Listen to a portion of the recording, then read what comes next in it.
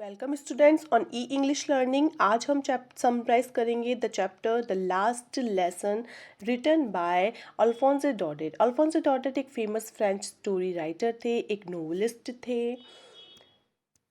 देखिए, इस स्टोरी का अगर हम बैकग्राउंड की बात करें तो ये उस टाइम की स्टोरी है जब प्रशिया और फ्रांस के बीच में वॉर हुआ था, युद्ध हुआ था, जिसमें प्रशिया जो है वो जीत जाता है, फ्रांस जो है वो हार जाता है।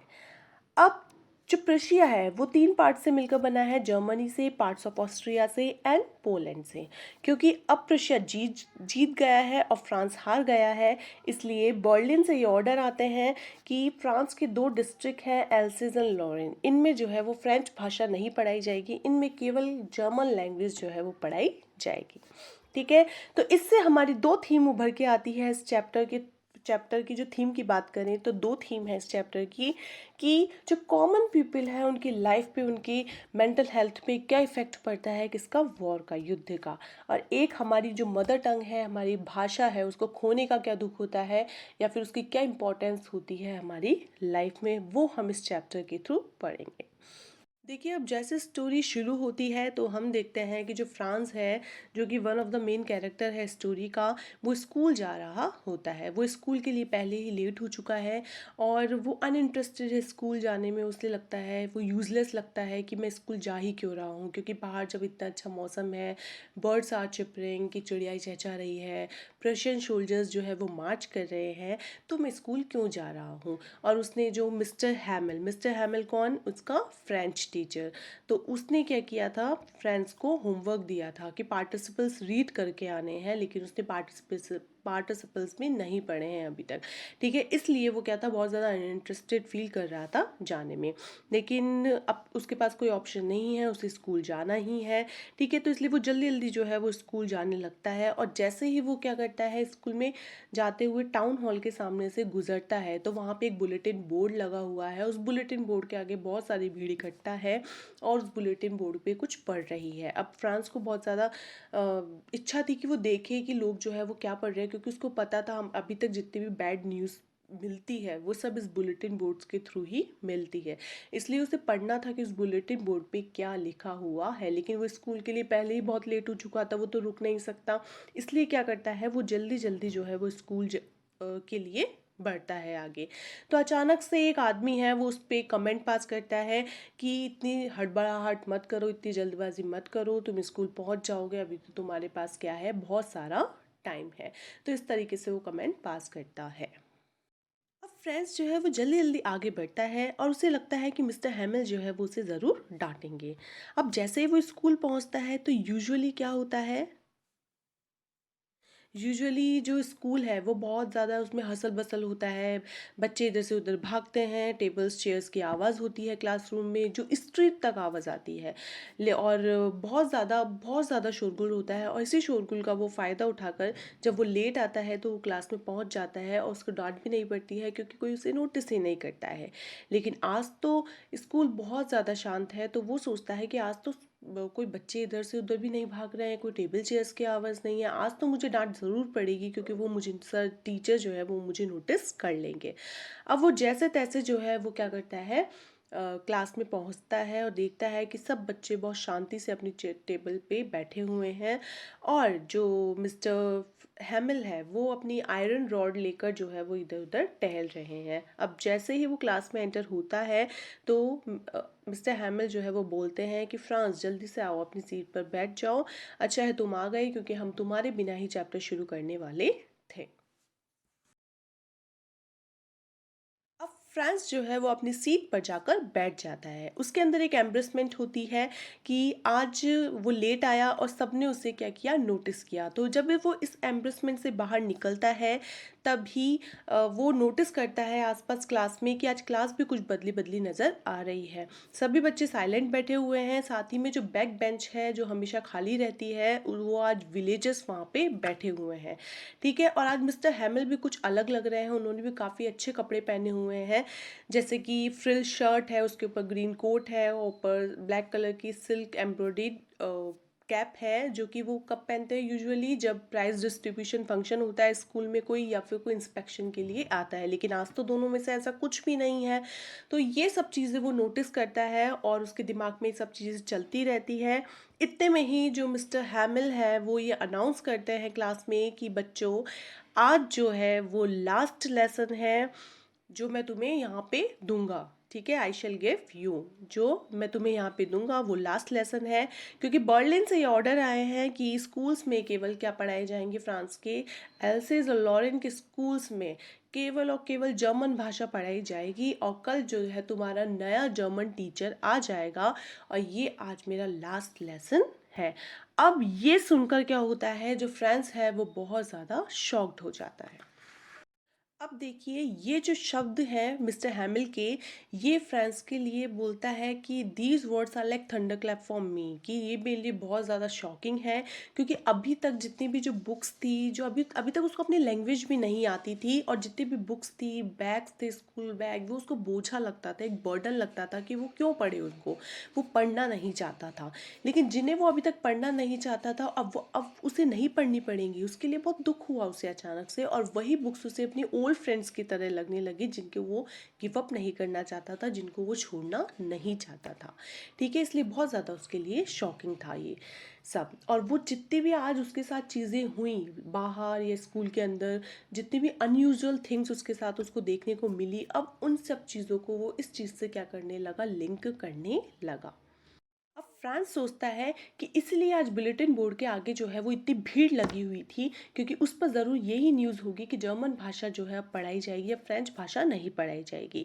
और जो बैक बेंचर्स हैं, जो बैक बेंचेस हैं, उन पे आज विलेजर्स या विलेज अडल्ट्स बैठे हुए हैं। वो इसलिए बैठे हुए हैं क्योंकि उन्हें गिल्ट है कि वो भी अपनी लैंग्वेज को ज़्यादा नहीं पढ़ पाए, या फिर एक रेस्पेक्ट पे जो है वो अपनी लैंग्वेज को एक रेस्पेक्ट पे करने आए हैं।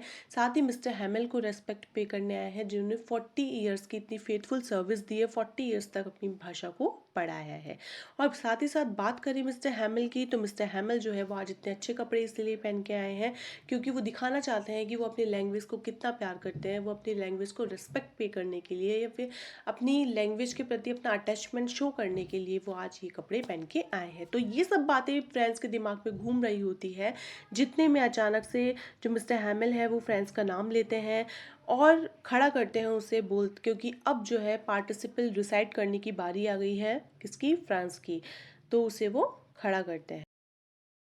अब देखिए, फ्रेंड्स जो है वो खड़ा हो जाता है पार्टिसिपल्स रिसाइड करने के लिए, बहुत कोशिश करता है रिसाइड करने की, लेकिन उसने कभी पढ़े ही नहीं है तो वो नहीं कर पाता है। तो मिस्टर हैमिल बोलते हैं, कोई बात नहीं फ्रेंड्स, मैं तुम्हें नहीं डांटूंगा। ठीक है, मुझे पता है कि तुम भी बहुत बुरा फील कर रहे होंगे। ठीक है, कि जब सोचो कि जर्मन जो लोग हैं जब आके हमसे पूछेंगे, जब कि वे कि तुम किस हिसाब से अपने आप को फ्रेंचमैन कहते हो, जबकि तुम्हें फ्रेंच आती ही नहीं है, जबकि तुम्हें अपनी भाषा आती ही नहीं है, तो मुझे पता है कि तुम भी जो है वो बुरा फील कर रहे होंगे। ओके, इस चीज़ के लिए मैं तुम्हें जिम्मेदार नहीं ठहरा सकता, क्योंकि हमारे यहाँ पे प्रॉब्लम ही यही है कि बहुत हम चीज़ों को बहुत ज़्यादा एज ग्रांटेड ले लेते हैं। जैसे कि तुम्हारे पेरेंट्स हैं, किया भी कुछ ऐसा ही हमने कि तुम्हारे जैसे पेरेंट्स हैं, तुम्हारे पेरेंट्स चाहते थे कि तुम पढ़ाई नहीं करके किसी फार्म या मिल पे काम कर लो जिससे अच्छी इनकम आ जाए। और मैं भी क्या करता था, जब मुझे फिशिंग करनी होती थी कभी, तो मैं तुम्हारी छुट्टी कर देता था, या फिर बोल देता था भाई मेरे फ्लावर्स जो है उनको पानी दे दो। ठीक है, तो इस तरीके से जो है कलेक्टिवली हम सभी इसके लिए जिम्मेदार हैं। तुम अकेले जिम्मेदार नहीं हो। लेकिन कुछ भी हुआ हो, लेकिन वो बोलते हैं मिस्टर हैमिल कि हमें अपनी भाषा जो है वो कभी नहीं भूलनी चाहिए, कभी नहीं अपने आप से दूर करनी चाहिए। खासकर तब क्योंकि जब हम इंस्लेव हो जाते हैं तो हमारी जो भाषा होती है वो होती है की टू प्रिजन, मतलब हमें जेल से निकालने की होती है।